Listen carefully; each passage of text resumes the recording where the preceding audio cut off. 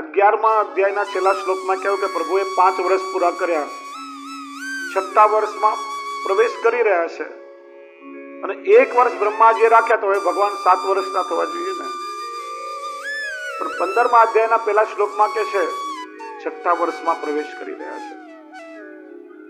પ્રમાણ છે કે કલ્પાંતર ભેદની લીલા છે, અન્ય કલ્પની લીલા છે, એ પાછળથી જોડે. એટલા માટે તો 87 અધ્યાયનું વર્ગીકરણ કર્યું મહાપ્રભુજીએ ચતુર્ભીષ્ય પદમાં.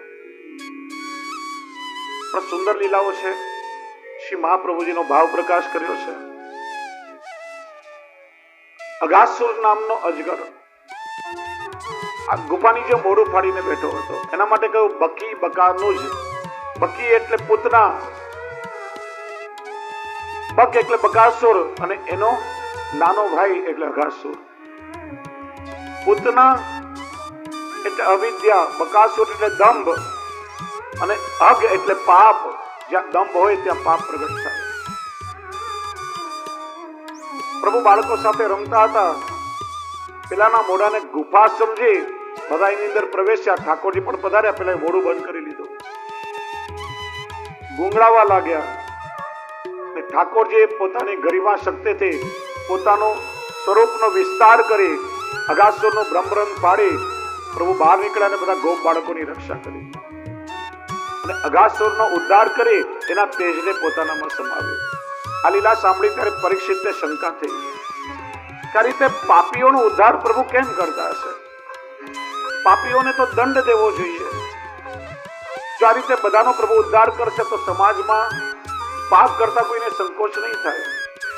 એટલે સુખદેવજી કહે છે, જો રાજા જીવનના છેલ્લા સમયમાં મુખમાંથી કદાચ પ્રભુનું નામ પણ નીકળે ને તોય જીવનો ઉદ્ધાર થઈ જાય, તો જેના મુખમાં સ્વયં પ્રભુ પધાર્યા હોય એનો ઉદ્ધાર કેમ ના થાય?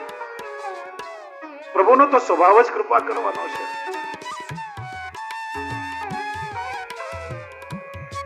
પછી વત્સાપરણ લીલાનું વર્ણન કર્યું, છાક લીલાનું વર્ણન કર્યું. એક દિવસ ગોવાળિયાઓ પ્રભુને કહે છે, 5 વર્ષે પ્રભુ વત્સપાલ બન્યા છે. નાના નાના વાછરડાઓ ચરાવવા શરૂ કર્યા. મૈયા એક નાનકડી છડી અને કાળી કામળી ઓઢાડી ને પ્રભુ વાછરડાઓ ચરાવવા જાય. સખાઓ કે કનૈયા, દરરોજ તો અમને બધાને ભોજન કરવા માટે ઘરેથી ભાથો લઈને આવે છે, છાક લઈને આવે છે. આજે અમે તારા સખાઓએ નક્કી કર્યું કે આવતીકાલે અમે બધા પોતપોતાના ઘરેથી તારા માટે સામગ્રી લઈને આવશું, તને રોગાવશું. બીજા દિવસે બધા પોતપોતાના ઘરેથી સુંદર સામગ્રી સિદ્ધ કરીને લાવ્યા. પ્રભુ સખાઓ સાથે વાછરડા ચરાવવા પધાર્યા. બપોર થઈ, બધા થાક્યા. બધા સખાઓએ ગોળ મંડળ વર્તુળ કરીને બેઠા ને વચ્ચે પ્રભુ બિરાજ્યા.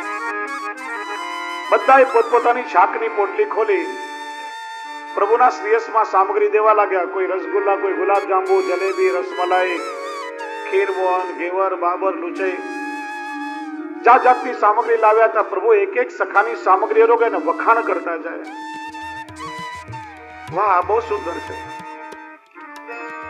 મધોમંગલ નામનો એક ગોપ, એની પાસે ઘરમાં કોઈ સાધન નહીં, નિષ્કંચન હતો. 3 દિવસનું વાસી ખાટું દહીં એની માટલી લઈને આવ્યો હતો. જેને જોયું કે બધા પ્રભુને સુંદર સુંદર સામગ્રી રોગાવે છે. મારા પ્રભુ તો કૃપાળુ છે, એ તો મારું ખાટું દહીં રોગીને પાછા કહેશે કે આ મીઠું છે. પણ સેવકનો ધર્મ છે કે પ્રભુના સુખનો વિચાર કરો. આ ખાટા દહીંથી એને પરિશ્રમ થશે. પોતાની મટકી સંતાડી દોડીને એક ઝાડ પાછળ ઉભો રહ્યો, પોતાનું ખાટું દહીં ખાવા લાગ્યો. પ્રભુએ આ જોયું, એ પાછળ દોડ્યા, ઉભો રે મધુમંગલ, બતાવો મારા માટે શું લાવ્યો. મટકી ઝૂંટવવા લાગ્યા. પેલો કે કાનુડા, રેવા દે, રેવા દે, આ વાસી ખાટું દહીં છે, મારું હેઠું છે.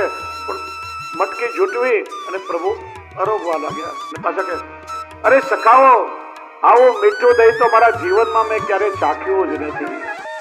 પ્રભુની આ લીલાનું દર્શન કર્યું. પેલા તો બ્રહ્માજીને થયું આ ગ્વાલવાલ કેટલા ભાગ્યશાળી છે કે જેને પ્રભુનું અધરામૃત મળી ગયું છે. વિચાર્યું કે હમણાં જલાશયમાં હાથ ખાસા કરવાનો છે. એ સમયે પ્રભુની અધરામૃતની કણિકાઓ જલમાં પડે તો માછલાનો રૂપ લઈ બ્રહ્માજી પ્રતીક્ષા કરવા લાગ્યા. પણ કે છે ને, અધિકાર વગર પ્રભુનો અધરામૃત ન મળે.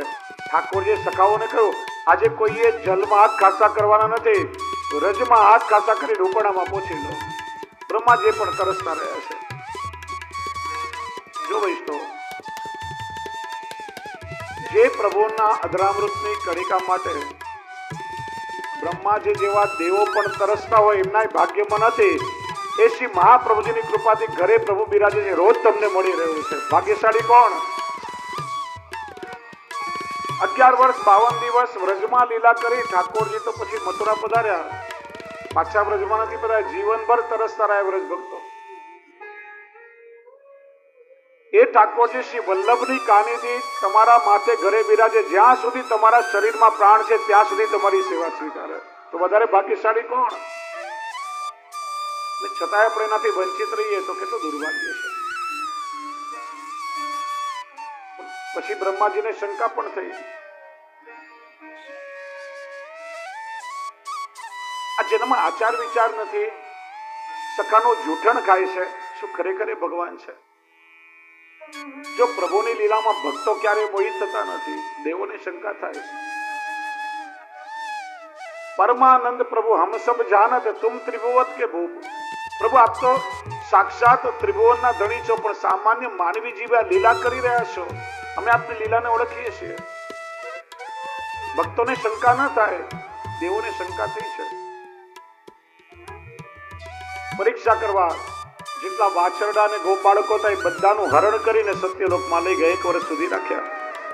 1 વર્ષ પછી વિચાર્યું, જો તો ખરા વ્રજમાં શું થઈ રહ્યું છે. ઠાકોરજી શું કર્યું કે જેટલા ગોપાળકો ને વાછરડા હતા એ બધાને પોતાના આત્મ સૃષ્ટિમાંથી ઠાકોરજી પ્રગટ કર્યા. એટલા સ્વરૂપ ઠાકોરજી ધારણ કરી દીધા. બ્રહ્માજી આવીને જોયો, જેને ઉપાડીને લઈ ગયા હતા એ બધા તો પ્રભુની સાથે ખેલી રહ્યા છે. મદ દૂર થયો, પ્રભુને વિનંતી કરે, અહો ભાગ્યમ નંદ ગોપ ભજવ કસામ યન મિત્રમ પરમાનંદ પૂર્ણ બ્રહ્મ સનાતનમ. નંદરાયજીના વ્રજમાં વસવાવાળા ગોપાળો, આ ગોપાલકો કેટલા ભાગ્યશાળી છે, સાક્ષાત પ્રભુ પોતે એમના મિત્ર બનીને પધાર્યા છે.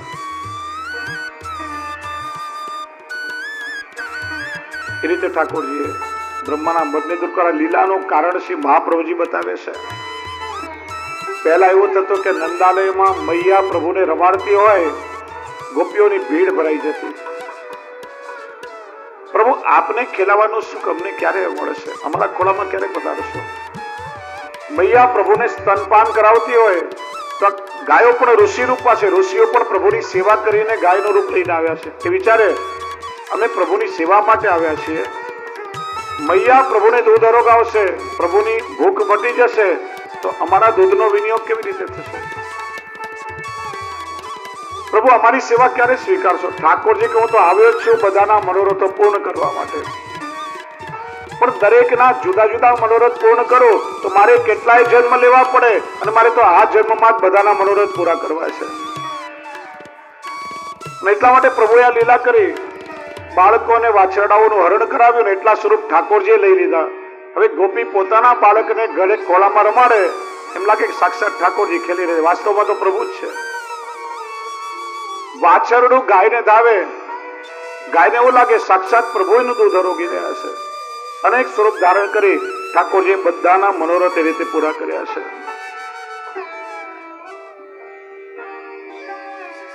હવે પ્રભુ 6 વર્ષના થયા છે. પ્રથમ ગૌચારણ માટે પ્રભુ પધારી રહ્યા છે. હવે ભગવાન વત્સપાલમાંથી ગોપાલ બન્યા છે.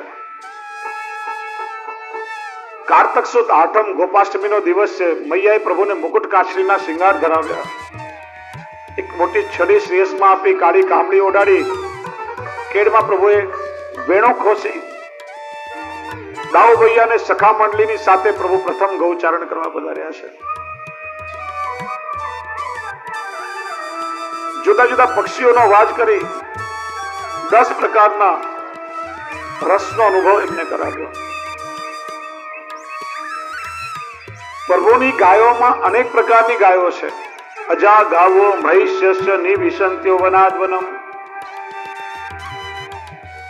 અજા ગાવ મહિષી, વાસ્તવમાં એનો અર્થ અજા એટલે બકરી થાય, મહિષી એટલે ભેંસ થાય. મેં કોઈ કથાકારને એવું કહેતા સાંભળ્યા છે કે કૃષ્ણએ ખાલી ગાયો ક્યાં ચરાવી છે? એમણે તો ભરવાડની જેમ ગાય, ભેંસ, ઘેટા, બકરા બધું ચરાવે. હું ક્યાં કહું છું? ભાગવતજીમાં લખ્યું છે. મનુસ્મૃતિમાં એનો અર્થ બતાવ્યો. ઠાકોરજી ક્યારે ઘેટા, બકરા કે ભેંસો નથી ચરાવી. ઠાકોરજીએ ગૌ સંસ્કૃતિને મહત્વ આપ્યું છે. ગાયના જુદા જુદા પ્રકાર છે. અપ્રસૂતા, અજા પ્રોક્તા, ગાવ એક પ્રસૂતિકા, બહુ પ્રજા મહિષ્યસ્ય. ગાવ લોકે ત્રિધા પ્રોક્તા. જે કુમારિકા ગાય હોય, વાછડી, એને અજા કહેવાય. એક વેતરી હોય એ ગાય, અને અનેક વેતરી હોય એને મહિષી ગાય કહેવાય. એટલે ત્રણેય પ્રકારની ગાયો પ્રભુના વૃંદમાં હતી. શ્રી મહાપ્રભુજી સુબોધજીમાં કે અજા ગાવ મહિષી એટલે સાત્વિક, રાજસ, તામસ ભાવવાળી ગાયો ઠાકોરજીના ગૌવૃંદમાં હતી. સાયંકાલે પ્રભુ ગૌચારણ કરી. આપણે ત્યાં જાવનીના પદો પણ છે અને આવનીના પદો પણ અષ્ટસખાઓએ ગયા છે. પ્રભુ ગૌચારણ કરવા માટે નંદાલયમાંથી પધારે ત્યારે પ્રભુનું સ્વરૂપ કેવું હોય, અને સાયંકાલે ગૌચારણ કરીને પાછા નંદાલયમાં પધારી રહ્યા હોય એ સમયે ઠાકોરજીનું સ્વરૂપ કેવું હોય. મસ્તકના કેશનો જોડો ખુલી ગયો છે. વાકડિયાળી લટો પ્રભુના મુખારવિંદ પર આચ્છાદિત છે. માનો એ મુખ કમલના મકરંદનું પાન કરવા માટે અનેક ભ્રમરો એ કમળ પર વળગ્યા હોય એવી શોભા લાગી રહી છે. ગાયોના ખરીના રજથી પ્રભુનું આખું શ્રીઅંગ મંડિત છે. શ્યામ વર્ણના પ્રભુ પાંડુ વર્ણના લાગી રહ્યા છે. મુખારવિંદ પર શ્રમજલ વારી છે, પ્રસ્વેદ છે. મેં સુંદરતાનું, હું તમને એક વસ્તુ પૂછું વૈષ્ણવ, તમારી પાસે કોઈ વર્ણન કરે કે ફલાણા વ્યક્તિના આખા શરીર પર ધૂળ લાગેલી છે, આખું શરીર પરસેવે રેબઝેબ છે, તો તમને આમ સારું લાગે કે બિહામણું લાગે? કેવું લાગે? કઈક તો બોલો. લૌકિકમાં પરસેવે રેબઝેબ મોઢું હોય, ધૂળ લાગી હોય તો આપણે કેવા લાગીએ? પણ એ તો ઠાકોરજીની શોભા નીકળી રહી છે. એનું કારણ શ્રી મહાપ્રભુજી બતાવે છે. આપણે પોતાના માટે પરિશ્રમ કરીએ ને પરસેવો થાય ને એટલે બિહામણા લાગીએ. ઠાકોરજીનો પરિશ્રમ ભક્તના સુખ માટે છે, અને એટલા માટે પ્રભુના મુખારવિંદ પર શ્રમજલ વારી શોભી રહ્યું છે. ભક્તને માટે પ્રભુ પરિશ્રમ કરે છે. અને બેડું નાદ કરતા કરતા જયારે ગોકુળમાં પધારી રહ્યા હોય વ્રજ ભક્તો, એ મુખારવિંદની શોભા નિરખવા માટે કોઈ માર્ગમાં વચ્ચે ઉભા છે, કોઈ પનઘટ પર પ્રતીક્ષા કરે છે, કોઈ ઝરોખામાં પ્રભુની પ્રતીક્ષા કરે છે. ગોપી ગીતમાં એનું અદભુત વર્ણન કર્યું છે. અને ભગવતીઓએ લીલાનું ગાન કર્યું. આગે ગાય, પાછે ગાય, ઇત ગાય, ઉત ગાય, ગોવિંદ કો ગાયન में बसो ही भावे. ચારે બાજુ ગાયોના વૃંદ છે. ત્યાર પછી કેટલીક વાર બાળકોએ પ્રભુને ફરિયાદ કરી, પ્રભુ બહુ અનર્થ થયો છે. કાલી નાગ આવીને યમુનાજીમાં વસ્યો છે, અને એના ઝેરથી બધું જલ એટલું પ્રદૂષિત થયું છે કે જે પણ કોઈ યમુનાજીના જલનું પાન કરે એનું મૃત્યુ થઈ જાય. અરે વિષ એટલું ઝેરી છે કે કિનારા પરનું ઘાસ પણ બધું ઝેરી થયું. જે તૃણચર ગાયો આદિ ઘાસ ચરે, ગાયોના પણ મરણ થાય. પ્રભુ યમુનાજીનું જલ તો વ્રજવાસીઓનું પ્રાણ છે, એ નહીં મળે તો અમે કેમ જીવશું?